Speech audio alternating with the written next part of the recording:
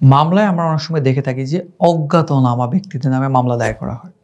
এই অজ্ঞাতনামা ব্যক্তিরা কারা? সাধারণত কোনো মামলায় যদি অনেক বেশি ব্যক্তি জড়িত থাকে, সেই ক্ষেত্রে সবার নাম হয়তো স্পষ্টভাবে জানা থাকে না।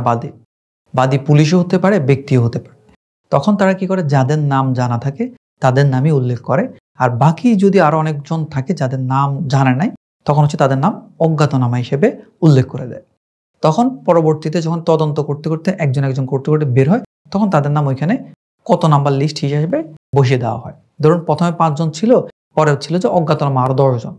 তখন আস্তে আস্তে যাদেরকে পাচ্ছে তাদেরকে তখন আস্তে আস্তে করে অ্যাড করে দেওয়া হচ্ছে, 6 নাম্বার 7 নাম্বার করে এভাবে অ্যাড করে দেওয়া হয়। এখন এই অজ্ঞাতনামা যে ব্যক্তিরা রয়েছে, তারা বেশিরভাগ ক্ষেত্রে যেটা দেখা যায় যে পলিটিক্যাল যে মামলাগুলো হয় আমাদের দেশে, সেক্ষেত্রে এই কাজটা করা হয়। ধরুন বেআইনি সমাবেশের যে মামলাগুলো করা হয়, তখন একটা সমাবেশে কয়েক হাজার নেতাকর্মী আসে যে কোনো রাজনৈতিক দলে। তো সবার নাম তো এভাবে স্পষ্ট করে উল্লেখ করা সম্ভব নয়। সাধারণত মামলাতে যে কাজটা করতে হয়, যার নামে করা হচ্ছে তার নাম, বাবার নাম এবং শান অর্থাৎ ঠিকানা উল্লেখ করতে হয় অন্তত।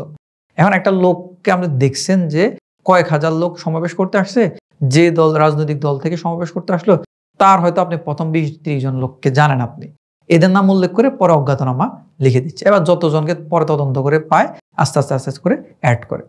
তাছাড়া যদি রাষ্ট্রীয় মামলাগুলো না, মানে পলিটিক্যাল মামলাগুলো নাও হয়, ধরুন একটা মেয়েকে কেউ একজন কিডন্যাপ করে নিয়ে গেল, তারপর তাকে ধর্ষণ করা হলো। এখন সে ওই ব্যক্তিকে চিনেই না। সবসময় যে পরিচিত ব্যক্তির দ্বারা ধর্ষিত হয় মানুষ, তা কিন্তু না, অপরিচিত ব্যক্তির দ্বারাও ধর্ষিত হতে পারে। তখন তার বিরুদ্ধে মামলা করতে গেলে ওই লোকের তো আপনার নাম ঠিকানা জানেন না, তখন তার নামে অজ্ঞাতনামা নাম দিয়ে মামলাটা দায়ের করতে হবে। তখন হচ্ছে তদন্ত করতে করতে যাকে পাওয়া যাবে, তখনই তাকে হচ্ছে আস্তে আস্তে 1 নাম্বার 2 নাম্বার আসামি করে তাকে অ্যানলিস্ট করা হবে। এইভাবেই আসলে হচ্ছে নাম না জানা ব্যক্তিদের নামে যখন মামলা করা হবে, তখনই তাদেরকে আসলে অজ্ঞাতনামা হিসেবে উল্লেখ করা থাকবে। আশা করি বুঝতে পেরেছেন। ধন্যবাদ। আসসালামু আলাইকুম।